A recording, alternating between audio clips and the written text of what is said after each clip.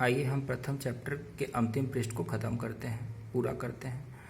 तो पहला 54 number question है, निम्नलिखित में से पशुओं में से किस एक हड़प्पा सभ्यता में पाई मोहरों और टेराकोटा कलाकृतियों में निरूपित अंकन नहीं हुआ था? तो गाय का नहीं हुआ था, किसका हुआ था? हाथी, गेंडा और बाघ का हुआ था। हड़प्पा वासी किस धातु से परिचित नहीं थे? लोहे से नहीं थे। वे किससे परिचित थे? सोना, चांदी, तांबा, कांसा, टीन, शीशे से परिचित थे।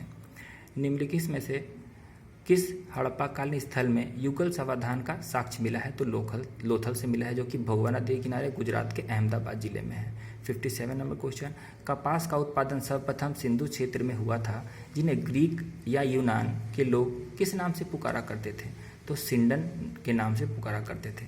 हड़प्पाकालीन मोहरों अधिकांश बनी होती थी तो सेल खड़ी से बनी होती थी। हड़प्पा किन किन धातुओं का आयात करते थे?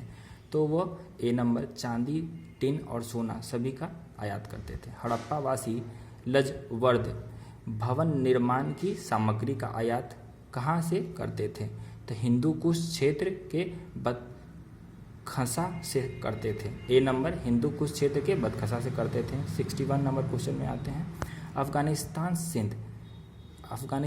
स्थित सिंधु सभ्यता के स्थल हैं? तो डी नंबर इनमें से सभी कौन कौन सा है अफगानिस्तान में? तो मुंडी गाक है, सुरतोगोई है, देहमोरा सी घुंडई है।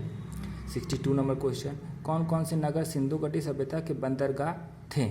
इनमें से सभी थे। तो कौन कौन सा बंदरगाह था? लोथल, जो कि गुजरात में पड़ता है, सुरतागोड़ भी था। बी नंबर अल्लाहदीनो एवं बालाकोट भी था, कुंतासी भी था। 63 नंबर क्वेश्चन, मोहनजोदड़ो से प्राप्त पशुपति शिव आदि शिव मोहर में किन किन जानवरों का अंकन किया हुआ है? तो इनमें सभी जानवरों का अंकन किया हुआ है। तो व्याघ्र, जिसे बाघ कहा जाता था, हाथी, गेंडा, भैंस, हिरन सभी थे। किस हड़प्पा कालीन स्थल में नृत्य मुद्रा वाली स्त्री का कहाँ से मूर्ति प्राप्त हुई है? तो मोहनजोदड़ो से हुई है। किस हड़प्पा स्थल में पुजारी की प्रस्तर मूर्ति प्राप्त हुई है? तो हड़प्पा से हुई है। किस सिंधुकाल स्थल के एक ईंट पर बिल्ली का पीछा करते हुए कुत्ते के पंजों के निशान मिले हैं? तो चनहूदड़ो से मिले हैं। आइए 67 नंबर क्वेश्चन में आते हैं। तो 67 नंबर, किस हड़प्पा कालीन स्थल से प्राप्त जार पर चोंच में मछली दबाए चिड़िया एवं पेड़ के नीचे खड़ी लोमड़ी का चित्रांकन मिलता है, जो पंचतंत्र के लोमड़े की कहानी के सदृश हैं? तो लोथल में मिलते हैं। अब अगला, जो भारत में सबसे अधिक संख्या में हड़प्पा स्थलों की खोज किस प्रांत से हुई थी? तो ए नंबर गुजरात से हुई थी। कौन सी फसल हड़प्पा कालीन लोगों का द्वारा उत्पादित नहीं किया जाता था? तो दालें नहीं की जाती थी। तो कौन कौन सी की जाती थी? तो जौ, चावल और गेहूँ। 70 नंबर क्वेश्चन, कथन और कारण वाला क्वेश्चन है ये। तो कथन क्या है? हड़प्पा तथा मोहनजोदड़ो अब विलुप्त हो गए हैं, इनका कारण बताया जा रहा है, वे उत्खनन के दौरान प्रकट हुए थे। तो ए नंबर ऑप्शन है, ए और आर दोनों सही हैं तथा आर ए का सही स्पष्टीकरण है। आते हैं 71 नंबर क्वेश्चन में, सिंधु घाटी सभ्यता के संदर्भ में निम्नलिखित कथनों पर विचार कीजिए। तो सी नंबर सही है, इसका मतलब दोनों सही है। पहला क्या है?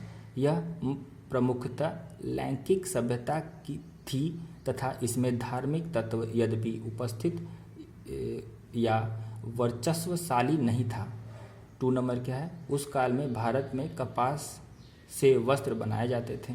अगला मिलान करना है हड़प्पा स्थल और स्थिति। तो ए नंबर मांडा कहाँ है? जम्मू कश्मीर में है, जो कि उत्तरी बिंदु है। दाइमाबाद दक्षिणी बिंदु है, जो कि महाराष्ट्र में है। कालीबंगन राजस्थान में पड़ता है और राखीगढ़ी हरियाणा में। अगला आते हैं 73 नंबर क्वेश्चन में, हड़प्पा कालीन स्थलों में अभी तक किस धातु के प्राप्त नहीं हुए हैं? तो कौन सा धातु हमें हड़प्पा कालीन स्थलों से नहीं मिला है? तो लोहा नहीं मिला है। क्या मिला है? तांबा, स्वर्ण और चांदी मिल चुका है। किस पशु के अवशेष सिंधु घाटी सभ्यता में प्राप्त नहीं हुए थे? तो शेर के अवशेष सिंधु घाटी सभ्यता से प्राप्त नहीं हुए थे। किसके अवशेष प्राप्त हुए थे? तो घोड़ा, गाय, हाथी के अवशेष प्राप्त हुए थे। इसी के साथ हमारा प्रथम चैप्टर खत्म होता है इतिहास का, और फिर अगले क्लास में हम आगे देखेंगे।